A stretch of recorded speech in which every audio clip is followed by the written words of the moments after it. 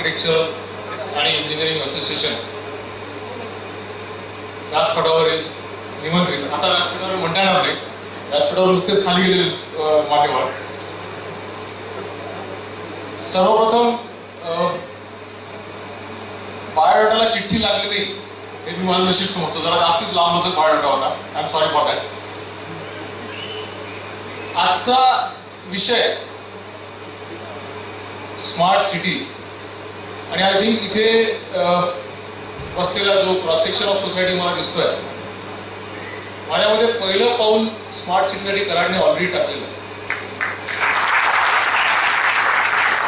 याचं कारण असं आहे की स्मार्ट सिटी हा काही फार मोठा जगावेगळा विषय नाही आहे. आपल्याला तो नव्याने म्हणजे ते असं म्हणतात ना, कोलंबसने अमेरिकेचा शोध लावला हे चुकीचं वाक्य आहे. इथे बरेच सर लोक बसलेले आहेत. शोध लागणं आणि सापडणं या दोन गोष्टीतला फरक आहे. स्मार्ट सिटीचा आपल्याला शोध नाही लागलेला, स्मार्ट सिटी आपल्याला फक्त सापडले आहे परत कन्सेप्ट. त्याचं कारण असं आहे की अनादी काळापासून जेव्हा पहिल्यांदा माणूस अर्बनायझेशन शिकला तेव्हापासून तो स्मार्ट सिटीचे कन्सेप्ट इव्हॉल्व करत गेला. मधल्या काही काळात जसं पाटील सरांनी सांगितलं, बाकी लोकांनी पण सांगितलं,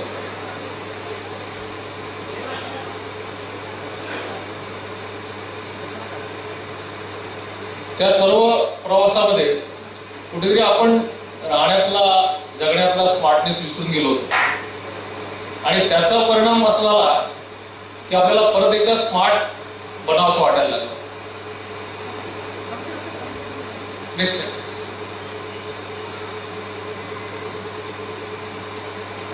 मी मुद्दामून आजच्या प्रेझेंटेशनचं किंवा व्याख्यानाचं रूप हे स्मार्ट सिटी असं मर्यादित नाही ठेवलं जातं. याचं कारण स्मार्टनेस हा कुठल्याही शहरापुरता कुठल्याही माणसापुरता मर्यादित नसतो. स्मार्टनेस हा ऍटिट्यूड आहे.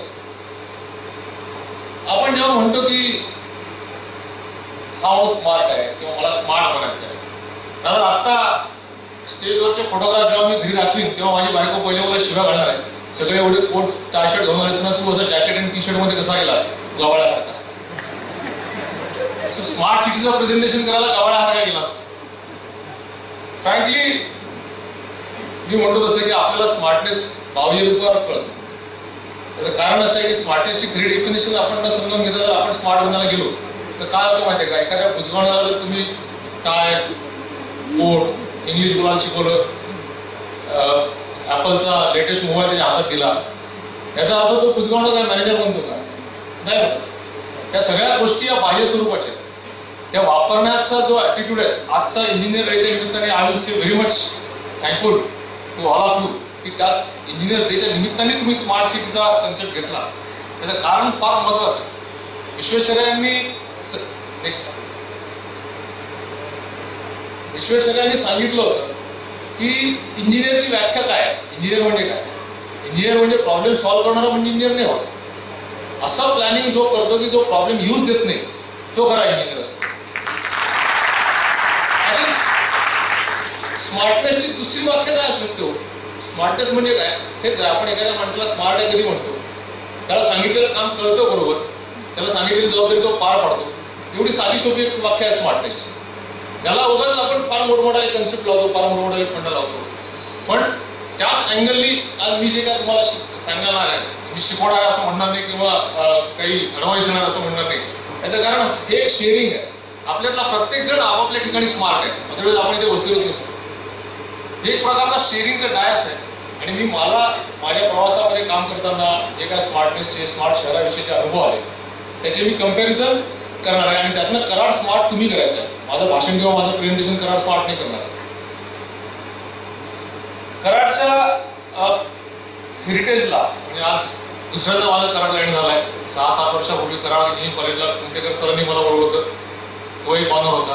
आणि आज मगाशी जे नावं घेतले या लिस्टमध्ये मी जर बघितलं तर इतके मोठमोठे नावं या डायसवरून प्रेझेंटेशन करून गेले की I really feel very small in front of all this names.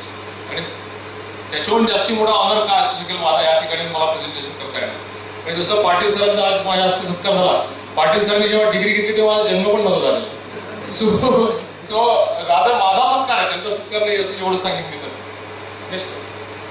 आज कराड दुसरी स्लाइड मुद्दामून कराडचं नाव ज्यांनी देशाच्या पातळीवर जगाच्या पातळीवर नेलं त्यांना पण माझं अभिवादन. आणि तिसरं पण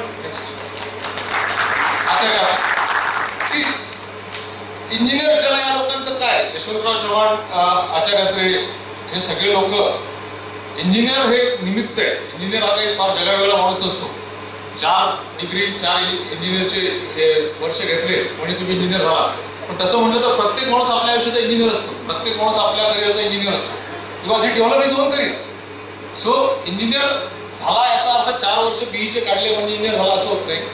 यातले हे जे दोघं व्यक्तिमत्व आहेत त्यांनी इंजिनिअरिंग शिक्षण न घेता आपल्यापेक्षा खूप चांगले इंजिनियर होते, कारण त्यांनी त्यांचं करिअर घडवलं, त्यांनी समाज घडवला.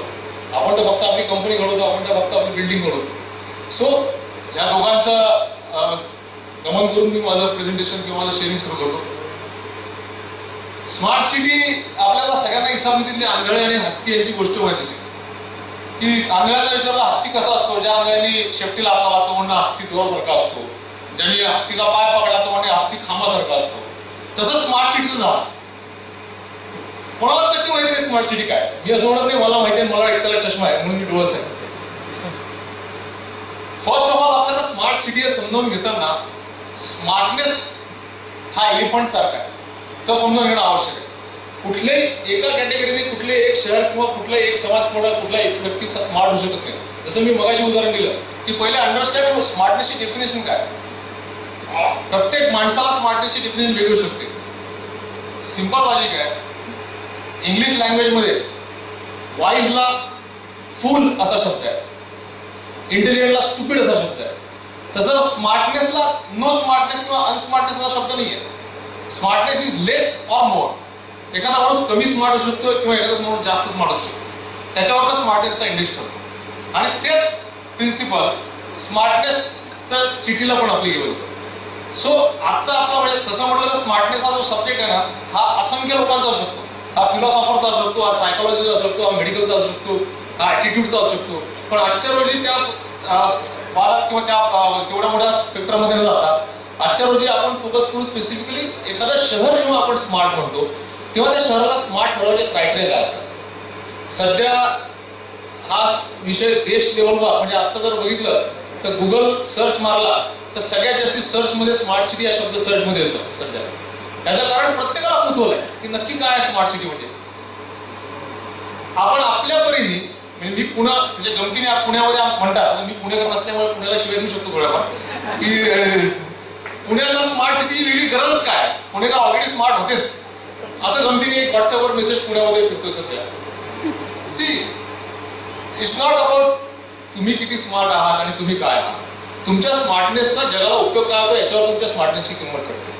तुम्ही लाख स्मार्ट असाल पण तुमच्या घरातून तुम्हाला शिव्या पडत असतील तर त्या स्मार्टनेसची उपयोग शून्य. सेम वे आज स्मार्टनेस समजावून घेताना आपल्याला मी मुद्दाम पुण्याचं उदाहरण पुढे का ठेवतं, कारण कुठलंही लहान शहर त्याच्या शेजारच्या मोठ्या शहराकडे बघून वाढतं. हा इतिहासाचा नियम आहे. जसं पुणे मुंबईची कॉपी करून वाढतं, पण ते करताना कॉपी करण्यात गुन्हा नाही आहे. इथे बसलेले पुष्कळ सर लोक आहेत, त्यांची माफी मागून मी सांगतो की कॉपी करणं गुन्हा नाही याचा अर्थ एखाद्याला चांगलं आहे ते कॉपी करण्यात गुन्हा नाही असं. जर माझ्यापेक्षा चांगलं एखादं शहर आहे, माझ्यापेक्षा चांगली एखादी गोष्ट आहे तर definitely I should attitude adopt that. I think that is one of the part of smartness. नुसतं अंध नक्कल नाही मारायची, काय चांगलं आहे आणि कसं चांगलं आहे. आणि म्हणून पुण्याचा रेफरन्स काही वेळा मी वापरेन, तो कराडमध्ये कसा वापरायचा तो आपण थोड्या वेळाने बघू. तसं मी म्हटलं तर स्मार्टनेसची डेफिनेशन आहे. तर स्मार्टनेस म्हणजे काय, तर तुम्हाला मोबाईल दिले, टेक्नॉलॉजी दिली, म्हणजे बऱ्याच लोकांना असा गैरसमज आहे की स्मार्टनेस म्हणजे सिंगापूर, दुबई यासारख्या शहर जिथे सरकती जिने आहेत, लिफ्ट आहे, काचेच्या बिल्डिंग आहेत, बसेस आहेत, नद्या आहेत, पूल आहेत, टनेल्स आहेत, असलं काही म्हणजे स्मार्टनेस. स्मार्टनेस म्हणजे टेक्नॉलॉजीचा उपयोग तुम्ही कसा तुमच्या डे टू डे लाईफचं इझिनेस वाढवायला करून घेता याचा आहे. म्हणजे स्मार्टफोन आले आपल्याकडे, स्मार्टफोन आले म्हणजे काय आपण स्मार्ट झालो का. स्मार्टफोन आले म्हणजे आपलं बिल वाढलं, खर्च वाढला आपला आणि वेळ वाया किती वाढला खरं अर्थाने बघितलं स्मार्टफोन म्हणजे. सो एखादी टेक्नॉलॉजीचा उपयोग काय आहे तो कसा करायचा या दृष्टीने स्मार्टनेस आपण करतो. हे जे कोड मी इथे वापरलाय ते सध्या पुण्यामध्ये जसं मी आता आपल्या इथे प्रेझेंटेशन करतोय तसं तेल अवीव जे जगातली सगळ्यात बेस्ट स्मार्ट सिटी मानले जाते त्याचे चीफ नॉलेज ऑफिसरचं एक प्रेझेंटेशन पुण्यामध्ये झालं होतं. आपल्यासारख्या आमच्याच काही संस्थांनी ते अरेस्ट केलं होतं. त्यांनी म्हणलेले स्टेटमेंट त्या आता थोडं त्या अनुषंगाला आधरून पुण्याची काय अवस्था ती आपण बघू. त्यानंतर तुम्हाला मी का पुण्याचं उदाहरण दिलं किंवा कसं कम्पेअर केलं सांगू शकतो. हे जुनं पुणे आहे आणि हे जास्ती स्मार्ट पुणे होतं असं माझं मत झालं जेव्हा मी हे फोटोग्राफ स्टोअर केले किंवा बघितले. नेक्स्ट या टाईपचे वाड्याचे बांधकाम होते. नेक्स्ट असे वाड्या आता फक्त डेव्हलपमेंटला देणे असे बोर्ड लागलेले बघायला मिळतात. रहाट गाळगे मला नाही वाटत शेवटचं म्हणजे कराडमध्ये असतील नक्कीच काही वेळी रहाट गाडगे असलेल्या, पण पुण्यामध्ये आता रहाट गाडग म्हटल्यावर जीवनाचं रहाट गाडगे एवढंच लोकांना माहिती आहे, बाकी रहाट गाडग माहिती नाही लोकांना. नेक्स्ट रस्ते बऱ्यापैकी मोकळे होते. ही 80 मधली पोझिशन आहे, फार जुनी पण नाही. नेक्स्ट आठवडी बाजार भरायचे पुण्यात रस्त्यांवरती, ही सुद्धा 80-85 मधली कोथरूड मधले फोटोग्राफ्स आहेत. नेक्स्ट आणि ही आजचं पुणे जस्ट म्हणजे आपण काळाप्रमाणे शहर स्मार्ट झालं म्हणतो, तो मगाच्या रस्त्याची आजची रस्त्याची हालत बघा काय झालेली आहे. नेक्स्ट हा संध्याकाळचा पुणे. नेक्स्ट ही पुण्यातल्या आजच्या रस्त्यांवरची अवस्था की पॉश लोकॅलिटीज मध्ये सुद्धा पाण्याचे अंडे घेऊन लोकांना फिरावं लागतात. वॉटर टँकर म्हणजे जितक्या इझिली रिक्षा दिसतात तितक्यापेक्षा जास्त इझिली वॉटर टँकर दिसतात शहरांमध्ये. आता माणसांना राहायला घर नाही, ऑब्व्हियसली चिमण्यांनी राहायला घर नाही. टेलिफोन बॉक्स मध्ये चिमण्यांना घरटी करावं लागतात. सो आपण एका फ्रॅक्शन ऑफ सेकंड मध्ये एक 80-70 मधलं पुणे बघितलं ते जास्त स्मार्ट होतं, राहायला जास्त चांगलं होतं आणि तिथे वस्ती वाढत गेली. हे मुद्दामून कराडमध्ये राहणाऱ्या लोकांसाठी फार महत्वाचा हा फॅक्टर आहे, याचं लक्षात घ्या. याचं कारण आज जी परिस्थिती पुण्यावर आली आहे ती उद्या प्रत्येक पुण्याभोवतीच्या शहरावर येणार आणि त्या दृष्टीने it is very much important की तुम्ही लोकांनी आतापासून स्मार्ट सिटीच्या दृष्टीने ऍटलीस्ट विचार करायला सुरुवात केली. That is what I will से. याचं कारण असं आहे की तहान लागल्यावर विहीर खोदणारे तर सगळेच असतात, पण तहान लागलेली नसताना जो विहीर खोदतो तो खरा स्मार्ट असतो. सो आज ती परिस्थिती आपली. स्मार्टनेस इंडेक्स आता हे जर करताना एक शेवटी शहराला स्मार्ट कसं करावं याचा एक स्मार्टनेस इंडेक्स काढायला की किती फॅक्टर असायला पाहिजे. तर घाबरू नका, जरी नेक्स्ट 20 फॅक्टर जरी असले तरी त्याला यातल्या प्रत्येक विषयावर माणूस पीएचडी सुद्धा करू शकतो. एवढा मोठा आवाका या विषयाचा. आपल्याला यातनं काय घ्यायचं आहे ते या सगळ्या विषयांवर ऍज ए इंडिव्हिज्युअल माझं योगदान काय असू शकतं आणि मी माझा कलेक्टिव्हली मी हे सगळं कसं करू शकतो एवढाच आपल्याला यत्न घ्यायचा आहे. नेक्स्ट सगळ्यात पहिला विषय कुठल्याही शहरामध्ये, मग ते कराडसारखं लहान गाव असो, पुण्यासारखं मेट्रो असो किंवा बॉम्बेसारखं महानगर असो, या सगळ्यांमध्ये अफोर्डेबल हाऊसिंग नावाचा एक सगळ्यात मोठा विषय.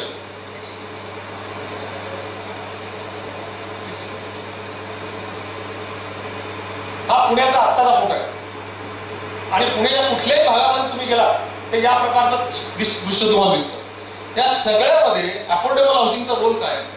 कुठलंही शहर स्मार्ट बनवण्यामध्ये तिथल्या नागरिकांना ते शहर परवडलं पाहिजे, तिथल्या नागरिकांना ते घर परवडले पाहिजे, हा फार महत्वाचा रोल.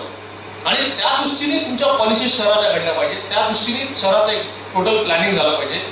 हा रोल अफोर्डेबल हाऊसिंगचा महत्वाचा आहे. कारण अदरवाईज काय होईल माहिती आहे का, तुम्ही किती चांगलं शहर कराल आणि तिथे जर राहायला म्हणजे गमतीने म्हणतात ना की ताजमहाल ठीक आहे, लोक जेव्हा म्हणतात आमचे बिल्डर मित्र तुम्ही ताजमहाल सारखं घर बांधलंय किंवा ताजमहाल सारखी बिल्डिंग केली तेव्हा मला असू येतं. कारण ताजमहाल शहराने विकायला बांधला नव्हता, ताजमहाल त्यांनी त्याचा मोन्युमेंट म्हणून बांधला होता. मी बिल्डर आहे, मला तिथे येऊन लोक राहायला पाहिजे असं घर बांधलं तर ते खऱ्या अर्थाने ताजमहाल होईल लोकांचा. अदरवाईज खरोखर ताजमहाल होईल सोसायटीला होतो. सो अफोर्डेबल हाऊसिंगचा जो मुद्दा आहे तो आतापासून आपल्याला प्रत्येकाने मनापासून मनावर घ्यायला पाहिजे. प्रत्येक घर परवडणारं कसं असेल, कॉमन मॅनला त्याच्यात अकोमोडेट कसं करता येईल, या दृष्टीने बिल्डरांनी प्लॅनिंग केलं पाहिजे, या दृष्टीने सोसायटीने प्लॅनिंग केलं पाहिजे, या दृष्टीने शहराच्या ज्या नियामक नगर परिषद असेल, जिल्हा परिषद असेल, यांचं प्लॅनिंग राहायला पाहिजे. नेक्स्ट अदरवाईज ही कंडिशन होते. आज पुण्यामध्ये 60% पॉप्युलेशन स्लम मध्ये राहते, जी मगाच्या स्मार्ट पुण्यामध्ये 5% पॉप्युलेशन सुद्धा स्लम मध्ये राहत होती. पण आजची पुण्याची परिस्थिती अशी झाली आहे की 60% पॉप्युलेशन केवळ घर, बरं या सगळ्यामध्ये राहणारे जे लोक राहतात आहे हे काही चोर किंवा भिकारी किंवा गुन्हेगार किंवा असे कोण नाही आहे.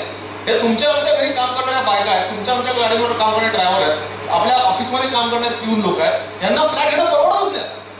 सो ऑब्व्हियसली मग ते काय करतात, तर मोकळ्या पडलेल्या भूखंडांवर झोपडपट्ट्यात उभ्या राहतात, अवैध घरं उभे राहतात, ज्यांना आपण स्लम म्हणतो. आणि मग दुसरीकडे आपणच गळे काढतो की स्लममुळे शहराचं सौंदर्य नष्ट होतं. आज बऱ्याचशा लोकांना जेव्हा विचारलं आलं की पुण्यासारख्या शहरामध्ये सगळ्यात मोठा अडथळा स्मार्ट होण्यात काय आहे, तर त्यांनी झोपडपट्टीचं नाव घेतलं की झोपडपट्टीमुळे पुणे स्मार्ट राहिली. अरे पण त्या झोपडपट्ट्यात झाल्या कोणामुळे? आपल्याला प्रत्येक जण जो चांगला घर विकत घेऊ शकतो आणि जो घर महाग घेतो, महाग करतो, तो प्रत्येक जण त्या सिस्टीमला जबाबदार आहे. त्यामुळे कुठेतरी तो पण आपला सगळ्यात मोठा पराभव आहे की आपण त्या लोकांना अफोर्डेबल घर देऊ शकलो नाही. आणि आज या झोपडपट्ट्या स्मार्टनेस मधला सगळ्यात मोठा अवघड अडथळा ठरला.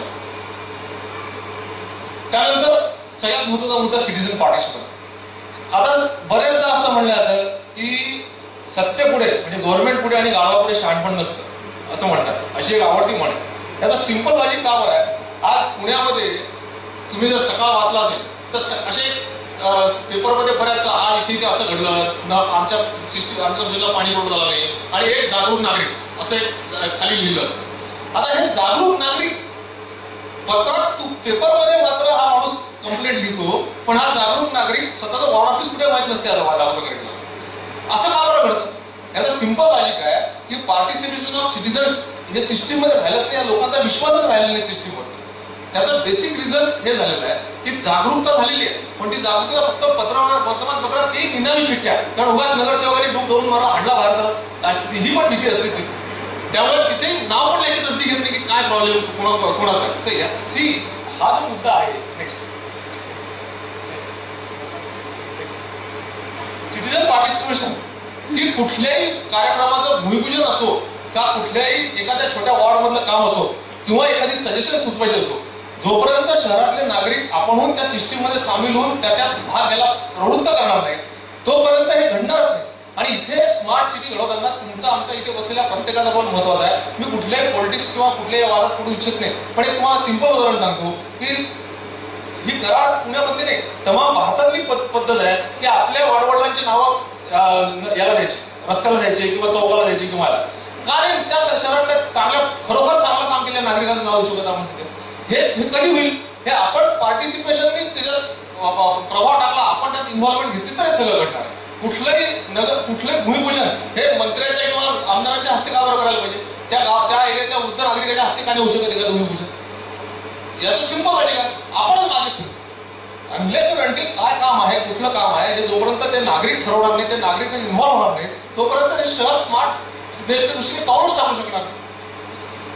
जसं मी म्हटलं तर सोशल कार्यक्रमांना खूप गर्दी होते, पण खरोखर कॉर्पोरेशन आज म्हणजे नगर परिषदेच्या बजेटवरची चर्चा असेल किंवा एखादा नगर परिषदेच्या म्हणजे पुणा कॉर्पोरेशनचं उदाहरण देतो, पुणा कॉर्पोरेशनमध्ये एखाद्या शहराच्या दृष्टीने पाणीपट्टीचा ठराव असेल तर एकही नागरिक त्या दिवशी फिरकत नाही किंवा डिस्कस करायला जात नाही कॉर्पोरेशनमध्ये. का बरं असं? आपण एखाद्या गाण्याचा कार्यक्रम नंतर नाटकाचा कार्यक्रमाला आनंदाने गर्दी करतो, पण शासकीय कार्यक्रमाला आपल्याला लोक बोलवा लागतात आणि मग येतात ते कार्यकर्ते आणि त्यांच्यावर शहराची दिशा घडते घडण्याची. आपण कधीच फिरकत नाही अशा कार्यक्रमाला. साध्या झेंडावंदनाला आपल्या किती लोक जातात हा प्रश्न आपण विचारू बघा. शासकीय झेंडावंदनाला त्याच्यावर कळेल की आपला महत्वाचा सहभाग स्मार्ट सिटी होण्यात किती महत्वाचा आहे. एक सगळ्यात महत्वाचा मुद्दा ज्यासाठी कराड ऑलरेडी फेमस आहे, पुणे सुद्धा ऑलरेडी फेमस आहे, एज्युकेशन. स्मार्ट सिटी घडवताना एखाद्या शहराची एज्युकेशन कॅपॅसिटी काय आहे ते खूप महत्वाचं आहे. इथे बसलेले बरेचसे प्रतिष्ठित टीचर्स, टीचिंग एज्युकेशन इन्स्टिट्यूटचे लोक इथे आहेत, त्यांच्याशी संबंधित लोक असतील. पण मला एक सांगा, इथे किती लोक ऍडमिशन घेऊ शकतात आपल्याकडे? एज्युकेशन जेव्हा आपण म्हणतो तसं अफोर्डेबल एज्युकेशन हा सगळ्यात महत्वाचा मुद्दा आहे आणि त्या दृष्टीने पावलं उचलणं आवश्यक आहे. कारण कुठलंही शहर स्मार्ट बनतं ते तिथे त्याच्यात असलेल्या एज्युकेशनमुळे. एखाद्या शहराचं स्मार्टनेस इंडेक्स खरा कशावर ठरतो? त्या शहराच्या नागरिकांच्या एज्युकेशनवरती. आणि त्यासाठी प्रत्येक नागरिकाला एज्युकेशन इझिली अवेलेबल झालं पाहिजे. ही एक पाहिजे. तुम्हाला जर कल्पना असेल, आज ही प्रत्येक शाळांसमोर परिस्थिती ऍडमिशन. हा जो फोटोग्राफ आहे हा शाळेच्या ऍडमिशनच्या दिवसाचा फोटोग्राफ आहे.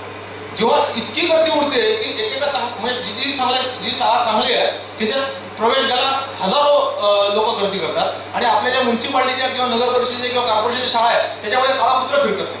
तुम्हाला जर कल्पना नसेल, आता युपी मध्ये हायकोर्टाने एक ऐतिहासिक डिसिजन दिलाय की जेवढे गव्हर्नमेंट सर्वंट आणि नगरसेवक आणि आमदार आहेत त्यांच्या मुलांना कंपल्सरी कॉर्पोरेशन शाळेत जायचं.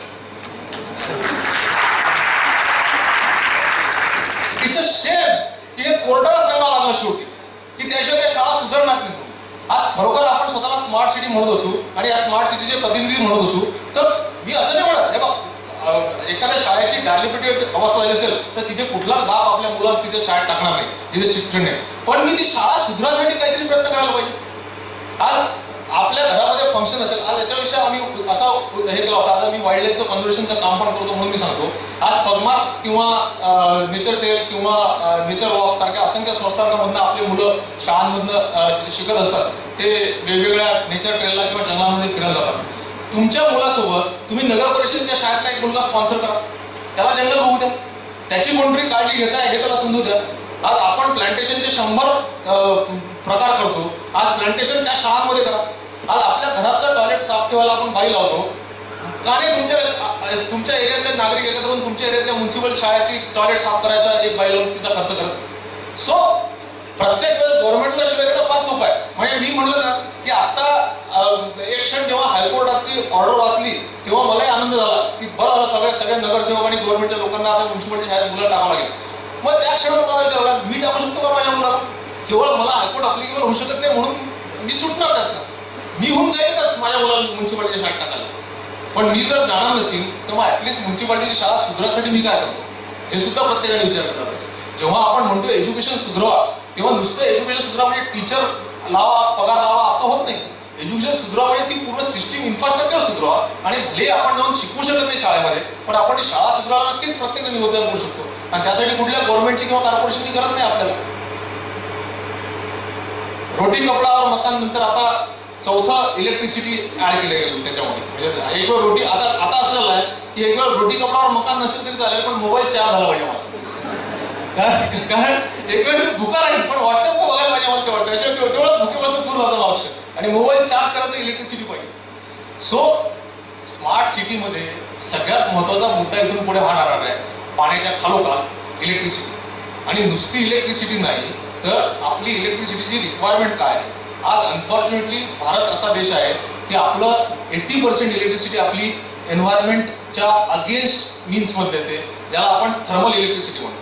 म्हणजे हा जोक फक्त याच देशात घडतो की 80% ऊर्जा कोळसा जाळून त्याच्या पाण्याची वाफ करून त्या वाफेवर टर्बाईन चालवून इलेक्ट्रिसिटी होते आणि ती इलेक्ट्रिसिटी परत बॉयलरमधून आपण आपलं पाणी गरम करतो. याच्यापेक्षा मोठा जोक दुसऱ्या जगात कुठल्या देशात होत नाही. सो आज स्मार्टनेस इंडेक्समध्ये इलेक्ट्रिसिटी आणि इलेक्ट्रिसिटीचं कन्झम्पशन याच्यावरती अवेअरनेस प्रत्येकाचं प्रचंड महत्वाचं आहे.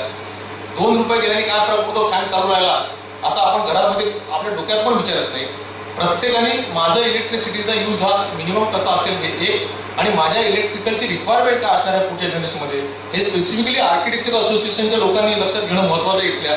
याचं कारण शहराचं नियोजन करताना शहराची इलेक्ट्रिक डिमांड पण लक्षात घेणं आवश्यक आहे. हा मुद्दा म्हणजे आज पुण्यामध्ये अशी परिस्थिती झाली आहे की नवीन रिसिव्हिंग स्टेशन आणि ट्रान्सफॉर्मर बसवायला जागाच शिल्लक नाही राहिली. त्यामुळे एरियाला लोड अवेलेबल नाही आहे एमएससीबीचं, आणि एरियाला काम करता येत नाही, डेव्हलपमेंट थांबले शहराचे. हे जर आत्तापासून लक्षात गेलं की शहराची वाढ कशी असणार आहे आणि त्याप्रमाणे जर इलेक्ट्रिसिटी मी प्रोव्हाइड केली, त्याचे इन्फ्रास्ट्रक्चर प्रोव्हाइड केले तर हा मुद्दा येणार नाही. ही आधुनिक वटसावित्रीची मुद्दा मी ऐकली की वडाला फेरे मारायची इलेक्ट्रिकच्या खांबाला फेरे मारायची वेळ आली आता आपल्याकडे. वड काय दुसरं झाड परत येईल, इलेक्ट्रिकचा पोल येणार नाही गावामध्ये परत, अशी पोझिशन आहे बऱ्याच ठिकाणी. नेक्स्ट हा माझा सगळ्यात आवडता विषय आहे आणि स्मार्टनेस विषयी फार महत्वाचा विषय आहे. सरांनी पण याच्यावर बोलून दाखवलाय. पण एन्व्हायरमेंट हा विषय सेपरेट घेण्यासारखा नाहीये. एन्व्हायरमेंट शिकायला किंवा एन्व्हायरमेंटमध्ये मास्टरी किंवा स्मार्ट व्हायला तुम्ही आम्ही एन्व्हायरमेंट इंजिनियर असायची गरज नाही आहे. तुमच्यातला आमच्यातला प्रत्येक माणूस आपापल्यापर्यंत आपापल्या संसारात आपापल्या ऑफिसमध्ये एन्व्हायरमेंटचा अप्रोच ठेवू शकतो आणि 100 चांगल्या गोष्टी त्याच्यातून इम्प्लिमेंट करू शकतो. म्हणजे दादा आज पुण्यामध्ये एन्व्हायरमेंटची ही हालत आहे. एकीकडे झाडं तोडत चाललो आपण आणि दुसरीकडे पोल्युशन लेवल्स वाढवत चाललेलं आहे. म्हणजे एन्व्हायरमेंटचा आस्पेक्ट हा फक्त बिल्डरने किंवा कॉर्पोरेशनने लक्षात घेऊन चालणार नाही आहे. आज अनफॉर्च्युनेटली बिल्डर म्हणून मी सांगतो, माझे मित्र पण आज म्हणजे it's a good thing of honour for me की गार्डियन मनीष सावडे माझे पर्सनल मित्र आहेत, त्यांनी या प्रोग्रामचे स्पॉन्सर पण आहेत. आमच्याकडे येणारा प्रत्येक क्लायंट हा फ्लॅटला मार्बल आहे का, जब्बार फिटिंग आहे का, किंवा मिक्सर देणार का, किंवा इलेक्ट्रिक फिटिंग कुठले देणार विचारतो. माझ्याकडे आलेला एकही क्लायंट मला एन्व्हायरमेंट फ्रेंडली मी काय केलं बिल्डिंगमध्ये विचारत नाही. अनलेस अँटिल आपल्यातल्या प्रत्येकाने आपण राहत असलेला घर, आपला बिल्डर त्याला एन्व्हायरमेंट विषयीचे प्रश्न नाही विचारले, ते एन्व्हायरमेंट कुठलाही बिल्डर किंवा कुठलीही कॉर्पोरेशन वाचवा येणार नाहीये. वाचवायचे आपल्याला. त्यामुळे स्मार्टनेस लेवलला एन्व्हायरमेंट इंड्यूस करायला पहिले आपल्याला आपल्या जीवनात एन्व्हायरमेंटचा आस्पेक्ट इंड्यूस करावा लागेल, तरच तो स्मार्ट लेवलला येते करा. नेक्स्ट, जगातला 2000 च्या शतकातला सगळ्यात मोठा शत्रू कुठला असं जेव्हा विचारलं गेलं होतं अमेरिकेच्या प्रेसिडेंटला, तेव्हा त्यांनी सांगितलं कचरा हा जगाचा सगळ्यात मोठा शत्रू असणार, बाकी कुठलाही शत्रू असणार जगाचा सगळ्यात मोठा. आता मी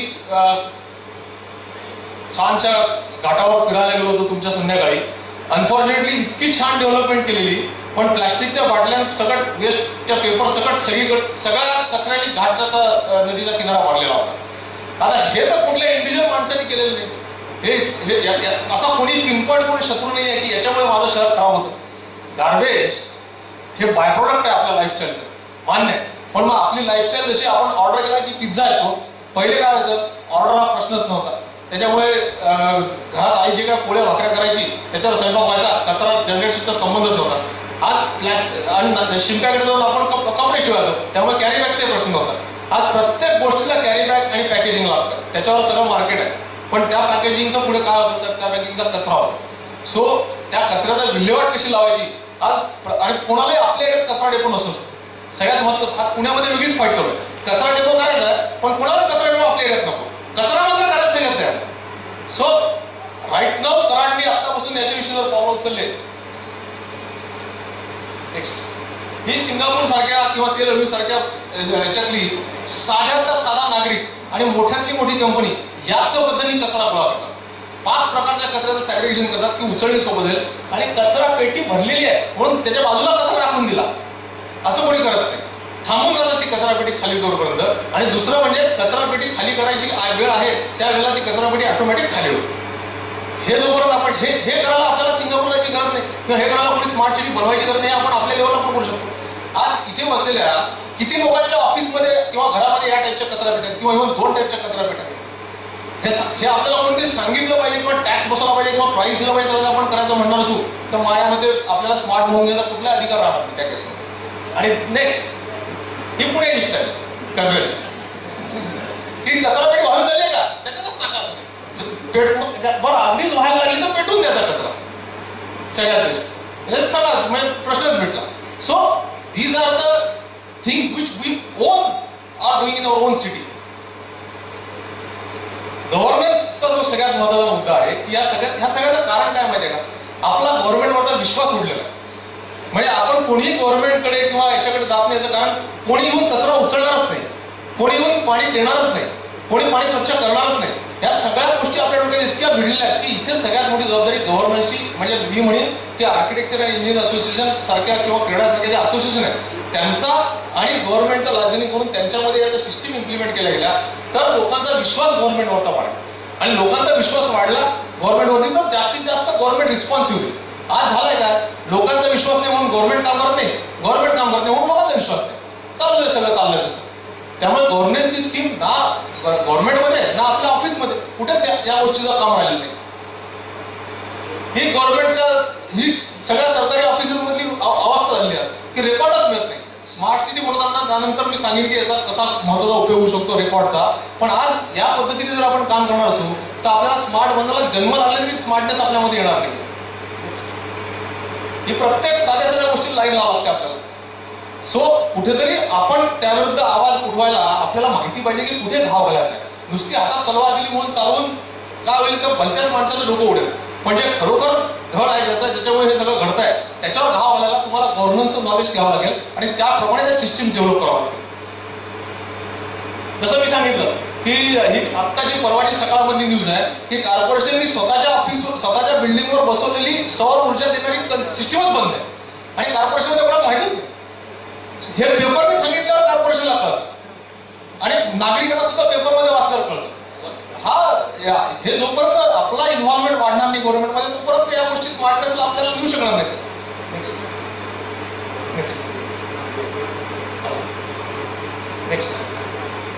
एक सगळ्यात महत्त्वाचा मुद्दा, आज सगळ्यांकडे स्मार्टफोन आहे पण त्या स्मार्टफोनला सपोर्टिंग डाटा कोणाकडे आहे, तो डाटा करायची जबाबदारी कोणाची. इथे आम्ही पुण्यामध्ये मी सांगू इच्छितो की क्रीडासारख्या संस्थांनी आम्ही एकत्र येऊन कॉर्पोरेशनला प्रपोजल दिला की तुम्ही खर्च करू शकत नसाल तर हा डाटा आम्ही डेव्हलप करून देऊ, कारण तो कुठेतरी तो डाटा कुठे आपल्या व्यवसायाला कामात येणार. याचं सिंपल लॉजिक आहे की आज मी म्हटलं तसं की इथल्या बसलेल्या किती लोकांना त्यांच्या एखाद्या वॉर्ड ऑफिसचे नंबर माहिती आहेत, किती लोकांना त्यांच्या वॉर्ड ऑफिसच्या नगरसेवकाचे नंबर माहिती आहेत, वॉर्ड ऑफिसरचे नंबर माहिती आहेत, माहितीच नाही.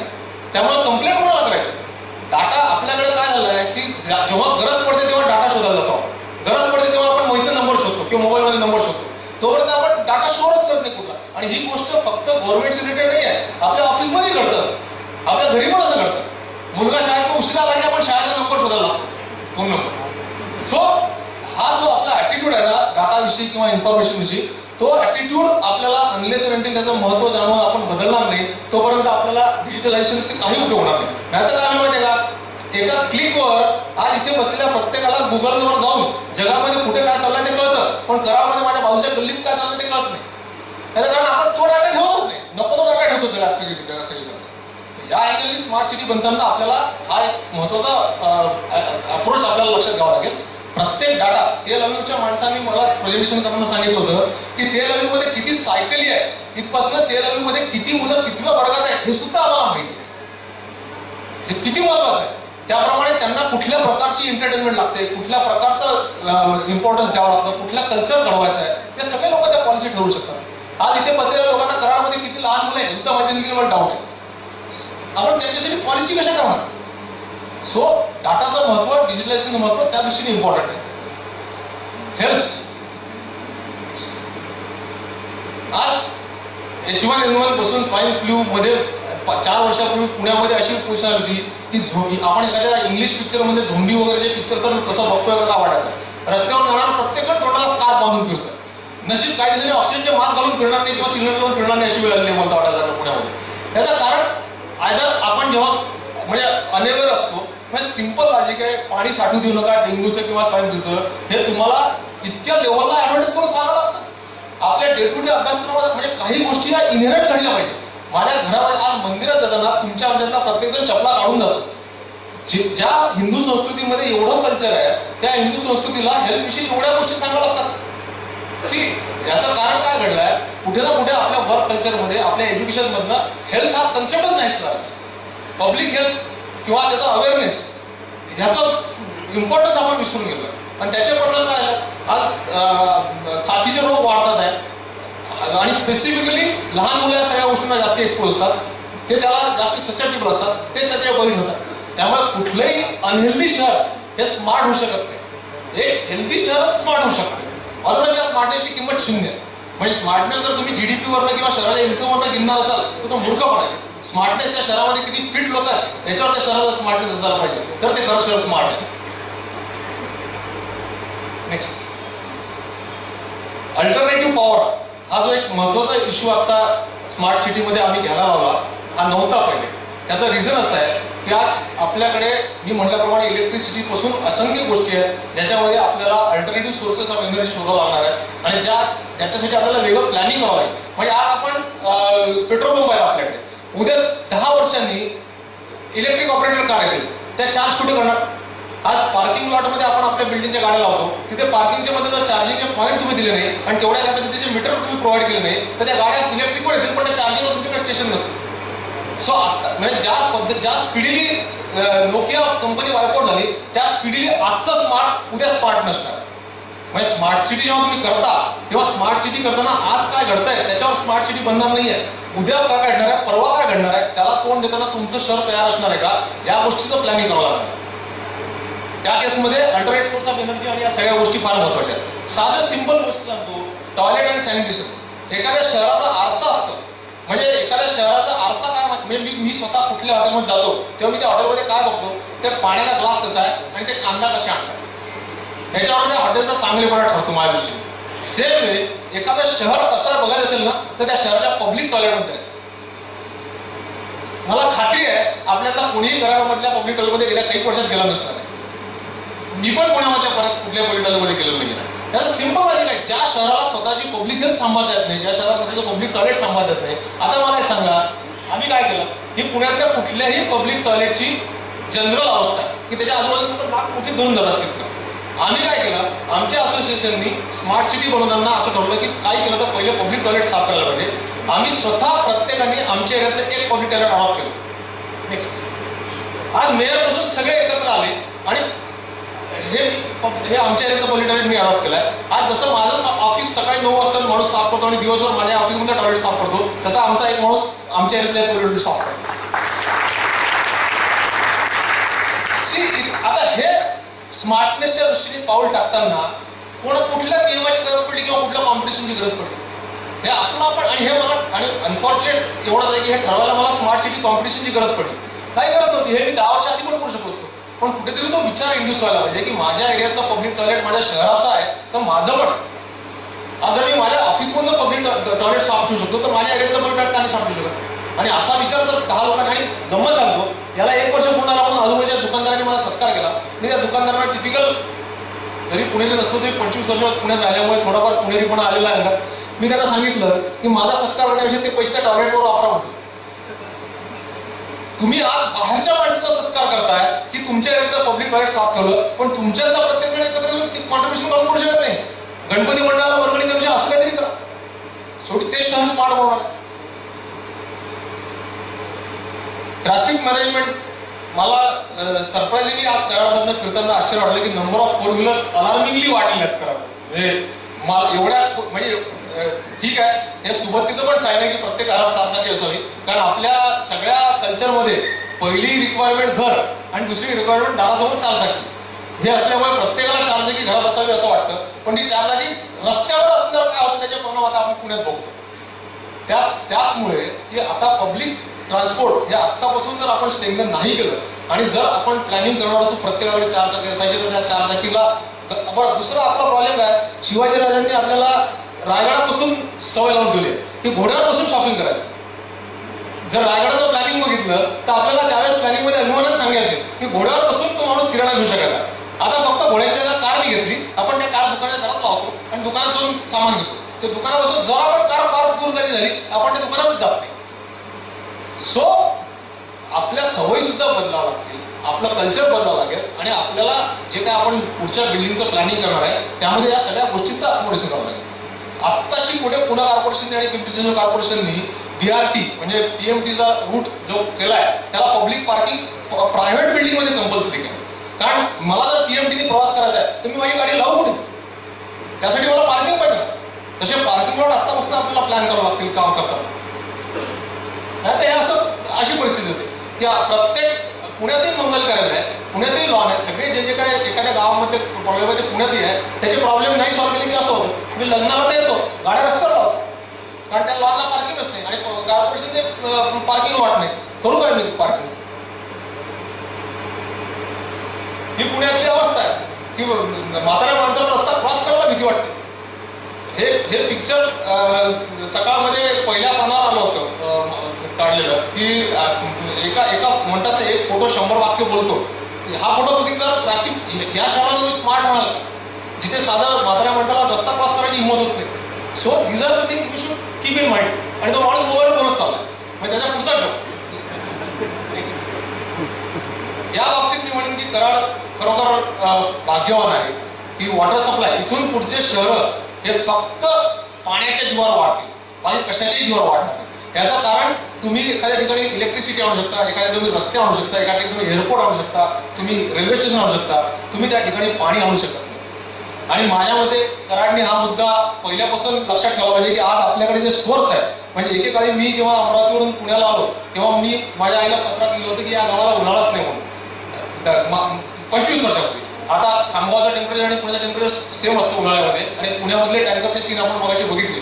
सो ती वेळ किती झपाट्याने, याचं कारण काय झालं माहिती आहे? याचं कारण पुण्याने स्मार्ट होताना आपली कॅपॅसिटी लो होते. ज्या शहराची पॉप्युलेशन 25 वर्षात 8 लाखावरून 40 लाख गेली त्या शहराने स्वतःच्या पाणी पुरवठ्याचे स्रोत जोपासलेच नाही. आज कराडला वाटतंय की आपल्याकडे खूप पाणी आहे. इमॅजिन करा 20 वर्षात जर कराडची पॉप्युलेशन 2 लाखावरून 20 लाख झाली तर हे पाणी पुरणार नाही होणार. सो आत्तापासून जर त्याच्या कॉन्झर्वेशनची सवय लावली नाही आणि आत्तापासून त्याच्यावर पावलं उचलले नाही तर आजचा जे छान आहे ते उद्या तो उजाड व्हायला मिळणार नाही. आणि त्यासाठी वॉटर सगळ्यात महत्त्वाचा मुद्दा आहे. नाही तर ही वेळ येते सगळ्यांवर. नेक्स्ट अनफॉर्च्युनेटली मला अजून कराडची एवढी आयडिया नाही, पण एक फार महत्वाचा मुद्दा आपण सगळ्यांनी आपल्या जीवनामध्ये निग्लेक्ट केला आहे. माझ्या लहानपणी मी माझ्या गावात जरी पाऊस पडत नव्हता तरी फुलपाखरांमागे धावलेलो आहे. मी कधीही जांभळं, पेरू, चिंचा विकत घेऊन खाल्लेलं नाही, मी झाडावरनं पाडून खाल्लेलं आहे आणि मला त्या गोष्टीचा अभिमान आहे. अनफॉर्च्युनेटली माझ्या मुलांना विकत घेऊन द्यायला सुद्धा जांभळं, पेरू, चिंचा वेगवेगळं मिळत नाही पुण्यामध्ये. सो त्यांनी झाडावर तोडून काढायची तो गोष्टच बिघडली. पण इथून पुढे सगळ्यात महत्वाचा मुद्दा हा राहणार आहे की या गोष्टींचं लक्ष जर आपण दिलं नाही तर आपल्याला या सगळ्या गोष्टींना मुकावं लागणार आहे. आणि आपण बिल्डिंग, शहर स्मार्ट करत असताना बायोडायव्हर्सिटीचा विचार करणं फार आवश्यक आहे. बायोडायव्हर्सिटी म्हणजे काय, तर झाडं, पक्षी, प्राणी, एखादं शहर वाढतं तेव्हा फक्त तुम्ही मी नाही वाढत, त्या बरोबरीने बाकीचे जीवजंतू पण वाढले पाहिजे, तर ते शहर खऱ्या अर्थाने शहर बनतं. त्यातल्या कॉन्क्रीट जंगल बनले. आणि एकीकडे आपण असलेले झाडं, म्हणजे मला हसू येतं की आमच्या गाडीवर फांद्यांचा कचराच पडतो, आमच्या गाडीवर जांभळच पडतात, आमच्या गाडीला वर फांदीच पडते, आमच्या डोक्यात नारळच पडेल म्हणून सोसायटीमध्ये झाडं कापली जातात आणि मग शोभेची झाडं लागतात ज्यांचा काही उपयोग नसतो आपल्याला. आज हे सीन बघायला मिळत नाही आपल्याला, जे सीन खऱ्या अर्थाने शहराची शान आहे स्मार्टनेस. आज कराडात 2 नद्या आहेत. मी जसं बघितलं, आत्तापासून जर आपण नद्यांचा काठ प्रोटेक्ट करायला सुरुवात नाही केली आणि नद्यांचा उपयोग वाढण्यासाठी करायला नाही केली तर मी हा फोटो रामनदी म्हणून आहे जी पुण्याच्या अलीकडच्या डोंगरांमधून उगम पावते, मी तिथला फोटो काढलेला आहे. पण हाच फोटो जर मी पुण्यातला काढला ना तर आपण इथे रात्रीचं जेवण जेवू शकणार तो फोटो बघितला, म्हणून मी तो फोटो लावला नाही. नेक्स्ट. आज मी म्हणलं सर की चिमण्या एकीकडे बॉम्ब होते पुण्यामध्ये. पुण्यात स्मार्टनेसचं छोटंसं उदाहरण सांगतो.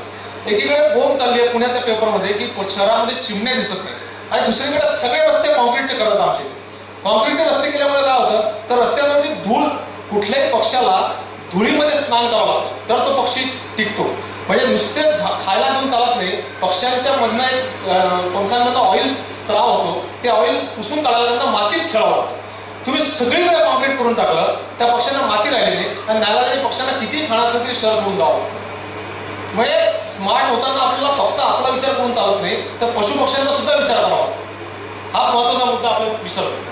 आज मी म्हटलं तसं हॉर्नबिल सारखे पक्षी जे जंगली पक्षी आहेत त्यांना एसीचा आसरा घेऊन राहावं लागतं, कारण झाडच नाही त्यांच्या त्या जीवांना, त्या पक्ष्यांना ज्या प्रकारचे झाडं लागतात. एकीकडे हॉर्नबिल ही रेग्युलर साईन होती पुण्यामध्ये, आज अशा पद्धतीने ते राहावं लागतं. नेक्स्ट.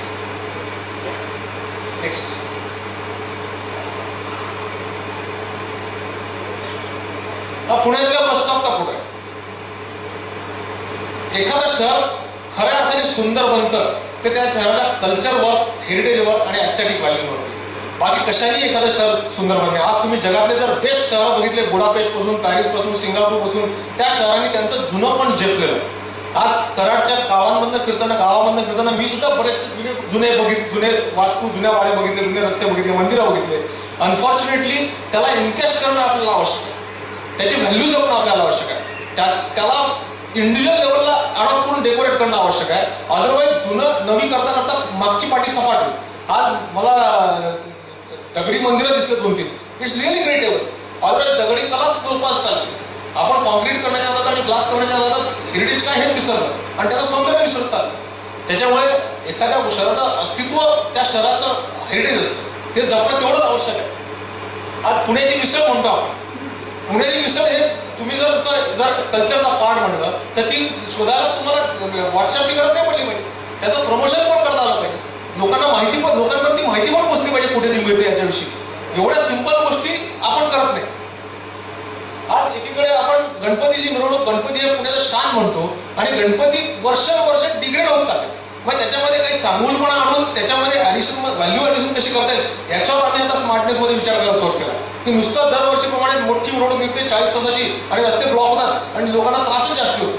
त्याच्याऐवजी त्याच्यात एक, जसं मी म्हटलं तसं की आता इट्स चौकात मंडळ असल्यापेक्षा 10 चौक मिळून एक मंडळ, त्याच्यात काही चांगले विधायक उपाय करा. अशा गोष्टी आता आम्ही विचार करायला लागलो तिथे. हे आत्तापासून कल्टिवेट करता येईल इथे आपल्याला. नेक्स्ट. आज रस्ते ब्लॉक करणारे मंडळ. It's a high time. जेव्हा लोकमान्य टिळकांनी गणपती बसवला तेव्हाच्या गणपतीच्या गरजा आणि आत्ताच्या गणपतीच्या गरजा कन्सेप्टच बदललेले. त्यामुळे आहे त्या ट्रेडिशनमध्ये आपण केवळ फॅशन म्हणून जात असू किंवा त्याला परंपरा म्हणून असू, ते पण चुकीचं आहे. परंपरा या आपण नुसत्या जपायच्या नसतात, त्यात भर घालायची असते, त्यात चांगली भर घालायची पाहिजे, वाईट भर घालायची नाही. आज ही पुण्याच्या पर्वतीची अवस्था आहे. म्हणजे स्मार्टनेसमध्ये सगळ्यात पहिला मुद्दा आला होता की पर्वती पुणेची शान म्हणतो आपण, आणि प्रत्येक वर्षी जी मागची लाईन दिसते आहे त्याची झोपडपट्टीची, ती लाईन वाढतच चालली. ही जी लाईन आहे ही 4 वर्षापूर्वी इथे कुठली होती, आता इथे आहे, आणि देवला अजून 5 वर्ष ती इथे जाईल. ही पर्वती आणि झोपड पर्वती हेच कळणार. सो अशा, आणि हे आज पुण्यात झालं आहे, हे उद्या इथे होऊ शकणार. याचं कारण मी म्हटलं असं की आपण हेरिटेज जेव्हा एखाद्या गोष्टीला म्हणतो तेव्हा त्या हेरिटेजला प्रोटेक्ट करणं आपली जबाबदारी आहे. आणि हे प्रोटेक्शन नाही आहे, हे डिग्रेडेशन आहे. दुसरं, एखाद्या गावाचं कल्चर, सुसंस्कृतपणा हा तुमच्या वागणुकीतनं जाणवला पाहिजे, नुसत्या नावातनं नाही. एखादं शहर सुसंस्कृत आहे हे रस्त्यावर फटाके फोडून मिरवणुका करून नाचून लोकांना त्रास करणं हे कल्चर नाही आहे. पण अनफॉर्च्युनेटली जसे पैसे आले तसे या गोष्टी जास्ती आल्या, आणि हे सगळे पॉईंट कुठे ना कुठे तुमच्या स्मार्टनेसला निगेटिव्ह ठरतात. या सगळ्या गोष्टींचे निगेटिव्ह पॉईंट्स आहेत. म्हणजे बिलीव्ह मी, या सगळ्या गोष्टींवरती सेंट्रल गव्हर्नमेंट टॅग करतं की हे किती, म्हणजे स्मार्टनेस तुम्हाला सर्टिफिकेट मिळालं म्हणजे स्मार्ट झाल्याचं नाही, त्या शहराची वागणूक स्मार्ट ठरवते त्या गावाला. नेक्स्ट नेक्स्ट नेक्स्ट नेक्स्ट एखाद्या शहरामध्ये, म्हणजे मी जेव्हा एक 15 वर्षापूर्वी मी फ्लॅट बुकिंगला माझ्याकडे क्लायंट आलेला अभिमानाने सांगायचो की पुण्यामध्ये सगळ्यात मस्त काय आहे, रात्री 1 वाजता पिक्चर बघून एकटी बाई घरी येऊ शकते. हे पुण्याचं सगळ्यात महत्वाचं क्रेडिट सांगायचो आम्ही. आज 1 वाजता मी सुद्धा येऊ शकेन की ते एकटा, माझी हिंमत नाही राहिली. सो एखाद्या शहराची सेफ्टी आणि त्या शहरामध्ये वागताना त्या नागरिकांना वागणारा इझिनेस, म्हणजे साखळीच्या चेन स्नॅचिंगच्या पेपरात बातम्या तुमच्या त्या सगळ्यांना दररोज वाचत असते. असं ज्या शहरामध्ये होतं, ज्या शहरामध्ये एखाद्या बाईला दागिने घालून रस्त्यावर जायची भीती वाटते, त्या शहराला तुम्ही स्मार्ट कधीच बनवू शकणार नाही. यासाठी काय करता येईल, पुण्यामध्ये आम्ही काय सुचवलं माहिती आहे की ड्रोन्स, म्हणजे हवाई कॅमेरे ठेवा पूर्ण रस्त्यात, सगळ्या रस्त्यांवर 24 तास, आणि त्याच्यावर कंट्रोल ठेवा की कुठे काय घडतं याचा. जेव्हा तुम्ही एखाद्या गोष्टीवर विचार करायला लागता की मला एखादी गोष्ट सेफ कशी बनवता येईल, किंवा 100 उपाय, प्रश्न असा आहे की मला पहिले सेफ बनवायचा आहे का, आणि सेफ हा स्मार्टनेसचा पार्ट आहे. हेच आपल्याला माहित नव्हतं की सेफ्टी तेल अव्ह्यूमध्ये त्यांचं असं म्हणणं आहे की कुठल्याही क्षणात काही घडलं तरी 5व्या मिनिटाला पोलीस आणि फायर ब्रिगेडचं दल तिथे पोहोचलेलं असतं. आपल्यामध्ये 5 मिनिटात त्यांना फोन उचलला, ते नशिबाने उचलला गेला तर. सो हे अननेसेसरी, आणि त्यासाठी मॉकड्रिल असतात. त्यासाठी आपण किती लोकांनी आपण पोलीस चौकीला आपल्या विश्वासात घेऊन, आम्ही खरोखर तिथल्या सिनियर पोलीस इन्स्पेक्टरला विश्वासात घेऊन डमी कॉल करून खरोखर पोलीस किती वाजता पोहोचतात तुमच्या वॉर्डमध्ये हे आपण करत नाही, आणि थोडी झाल्यावर पोलीस काय करत नाही म्हणून शिवाय देत बसतो. पण आपण काय करतो त्याच्यासाठी, आपण काहीच करत नाही. कारण आपल्याला इझी आहे ना की आम्ही फोन केला, पोलीस तिकडून उचललाच नाही, सांगायला मोकळ्याला. पण त्याच्या आधी आपण किती वेळा पोलिसांना विश्वास घेऊन प्रयत्न केला, कधीच केला नव्हता. हे करायला आपल्याला कोणी सोडवलेलं नाही. आज जसं डिझास्टर मॅनेजमेंट आहे की असंख्य ठिकाणी तुमच्या फायर ब्रिगेडच्या गाड्याच पोहोचू शकत नाही, त्याला रस्ते करा, त्याला वेगळी पाईपलाईन टाका, अशा असंख्य गोष्टी आम्ही सजेस्ट करतो आता पुण्यामध्ये. नेक्स्ट, मी म्हटलं सर की स्मार्ट सिटीमध्ये अवेअरनेस केवळ तुमचं मदत करून चालणार नाही आहे, आणि त्यासाठी त्या प्रत्येक सिस्टीमला पोलिसांपासून तर त्या सगळ्या लोकांना स्मार्टनेसचे धडे द्यायला लागणार आहे, आणि त्यांना कोणी द्यायला येणार नाही. त्यांना तुम्ही आम्ही ते धडे द्यायचे. ते काय आपण जाऊन तुमच्याकडे येणार नाही आम्हाला स्मार्ट बनवणे धडे द्या. आपल्याला जर त्यांना स्मार्ट बनवायचं असेल तर आपल्याला त्यांना सामील करून घ्यावं लागणार आहे, आणि इथे असोसिएशनचा रोल महत्वाचा आहे. आणि एकटा माणूस करू शकत नाही, पण असोसिएशन त्याच्यावर मेहनत करू शकतो. नेक्स्ट, एन्करेजमेंट हा सगळ्या स्मार्ट सिटीमधला एक अवघड झालेलं दुखणं आहे. कारण एन्करेजमेंट तुमचं आमचंच असतं. म्हणजे मी म्हटलं तसं की आपल्या हिंदी पिक्चरमध्ये फार पॉप्युलर डायलॉग सगळ्याचे असतो की जुर्म करने वाले से जुर्म सहने वाला ज्यादा गुन्हेगार होता है. तसं अतिक्रमण करणाऱ्यापेक्षा अतिक्रमण करू देणारा जास्ती गुन्हेगार असतो. आज एकीकडे बोमलाचं की फुटपाथवरती भाजीपाल्याचा आणि विक्रेत्यांमुळे आम्हाला त्रास होतो, आणि दुसरीकडे आपणच फुटपाथवर चांगली व्हरायटी म्हणून तिथनं माल घ्यायचा. बिलीव्ह मी, US मध्ये किंवा ज्या ज्या सोकॉल्ड स्मार्ट सिटी मी बघितल्या आहेत किंवा मी ऐकलेलं आहे, तिथे जर तुमच्याकडे विकायचा परमिशन नसेल, लायसन्स नसेल, तर तुमच्याकडनं कोणीही माल घेत नाही. आज जर आपण म्हणतो की एखाद्या आर्किटेक्टनी त्याच्याकडे लायसन्स नसताना प्लॅन काढला, कोणी त्याच्याकडे प्लॅनिंगला येईल का? नाही येणार. मग एखाद्या भाजी विक्रेत्याकडे लायसन्स नसताना त्याच्याकडनं आपण भाजी घेतो, त्या भाजी विक्रेत्यापेक्षा गुन्हेगार आपण झालो एन्क्रोचमेंट. हा विचार आपल्याला किती लोक करतात, आपण करत नाही.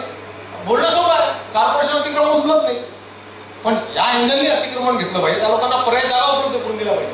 नेक्स्ट, आर्ट्स आणि स्पोर्ट्स एक अतिशय निग्लेक्टेड मुद्दा आपल्या सगळ्यांमध्ये आहे. आज इथे इतके यंग मुलं बसलेले आहेत वरच्या गॅलरीमध्ये, त्या लोकांना खेळायला जागा आणि त्या लोकांना कल्चरल डेव्हलपमेंटला जागा प्लॅनिंग मध्ये आत्तापासून देत नाही आपण प्रोव्हाइड केल्या तर शहराची नेक्स्ट जनरेशन खलास होईल. त्यामुळे तो एक फार महत्त्वाचा मुद्दा या सगळ्यामध्ये इम्प्लिमेंट आहे. जसं मी म्हटलं स्पोर्ट्ससाठी त्यांना दिलेलं जागा. नेक्स्ट आणि इन्फ्रास्ट्रक्चर. आज हे सगळं करताना हा प्रश्न कराडमध्ये किती भयंकर आहे मला माहित नाही, पण पुण्यामध्ये पोलिसांची वसाहत जर एखादा शिक्षा द्यायची असेल तर गमतीने म्हणतात जेलमध्ये टाकायची, त्याला पोलीस वसाहतीत राहिला. अशी पोझिशन आहे त्या परिस्थितीची. त्यांच्याकडनं आपण चांगल्या सर्व्हिसची अपेक्षा कशी करू शकतो? त्यांना राहायला चांगली जागा नाही, त्यांना काही नाही, असं असताना हे शक्यच नाहीये. आणि मग पोलिसांकडनं आणि सगळ्या गव्हर्नमेंट सर्व्हंटकडनं आपण म्हणतो की ते आम्हाला सर्व्हिस देत नाही. त्यांच्या इन्फ्रास्ट्रक्चरचा विचार जर शहर करत नसेल तर ते शहराचा विचार करणार नाही. इतकं सिंपल. आणि सगळ्यात शेवटचा मुद्दा जॉब्स अँड एम्प्लॉयमेंट. याचा असं आहे की पहिले अंडा की पहिल्या मुलगी म्हणतात ना. आता मला मागे कराडचं आपल्या मित्रमंडळीचे विचार आले होते की कराडमध्ये लोक जॉबला बाहेर जातात. त्याचं सिंपल लॉजिक आहे, कराड शहर जर चांगलं झालं तर ऑटोमॅटिकली कंपन्या कराडमध्ये येतील. कराड शहर, त्यात मी कराडचं प्रातिनिधिक उदाहरण घेतोय. आज एका रात्रीत पुण्यामध्ये जॉब नव्हते आले. 20 वर्षापूर्वी पुण्यामध्ये टाटा मोटर्स सोडले. पहिली कंपनी जेव्हा टाटाने काढली तेव्हा टाटाने पुण्यात काढली तेव्हा पुण्यात काही फार जगा वेगळं नव्हतं. बजाजनी पहिली फॅक्टरी पुण्यात टाकली ना, पुण्यात काही फार वेगळं नव्हतं. स्लोली त्याला सपोर्टिंग पुणे डेव्हलप होत गेलं. लोकांना वाटत गेलं की इथे राहावं आपण, म्हणून लोक आले आणि म्हणून पुण्याचा विकास होतो. हेच किर्लोस्करवाडीची फॅक्टरी किर्लोस्करांनी काढली. किर्लोस्करवाडीचं पुणे का नाही? याचं सिंपल लॉजिक आहे. तिथल्या लोकांनी ही ऑपॉर्च्युनिटी ओळखली नाही आणि तिथल्या लोकांनी त्या किर्लोस्करवाडीच्या किर्लोस्कर फॅक्टरीला सपोर्टिंग काही केलंच नाही. त्यामुळे त्या किर्लोस्करवाडीचा विकास हा फक्त किर्लोस्करवाडी पुरताच मर्यादित झाला आणि थोड्या काळात त्यांनी किर्लोस्कर इथे निघून गेले. सो आज जर आपल्याला एखाद्या शहराला वरती आणायचं आहे तर पहिले शहर चांगलं बनवा, ऑटोमॅटिक कंपन्या तिथे येतील. येत्या काही वर्षामध्ये जगाचा नकाशा पूर्ण बदलणार आहे. मी हे फार मोठा अनुभव आहे म्हणून सांगत नाही. मी जे काही 4 चांगल्या लोकांना भेटलोय, त्यांचे मतं वाचले, त्याच्यातनं जे काय मला अनुभव आले त्याच्यावर मी हे सांगतो की आपण म्हणजे आज मला सांगा, मी पुण्याहून 3च तासात कराडला आलो तरी मला असं वाटतं अरे बापरे आपल्याला कराडला जायचं आहे. 3च तासात मी मुंबई जातो. मुंबई जायला मला काय वाटत नाही. याचं कारण एक्सप्रेस आहे. आज ज्या क्षणी कराडवरनं पुण्याला कनेक्ट होणारा एक्सप्रेस होईल 5 वर्षात होईल, 10 वर्षात होईल, लोक कराडमध्ये पण पुण्यात जॉब करू शकतील. त्या क्षणी कराडचं पुणे व्हायला वेळ लागणार नाही, एवढं लक्षात ठेवा. आणि त्यानंतर ऑटोमॅटिक हे सगळं बदल घडणार आहे आणि तोपर्यंत वेळ गेलेली असते. त्यामुळे आत्तापासून जर आपण त्या बदलांना जागा होऊन स्वतःपासून प्रयत्न नाही सुरुवात केले तर स्मार्टनेस हा फक्त प्रेझेंटेशन मध्ये. नेक्स्ट जसं मी म्हटलं तसं की हे फेसबुकचं बँगलोरमधलं ऑफिस आहे.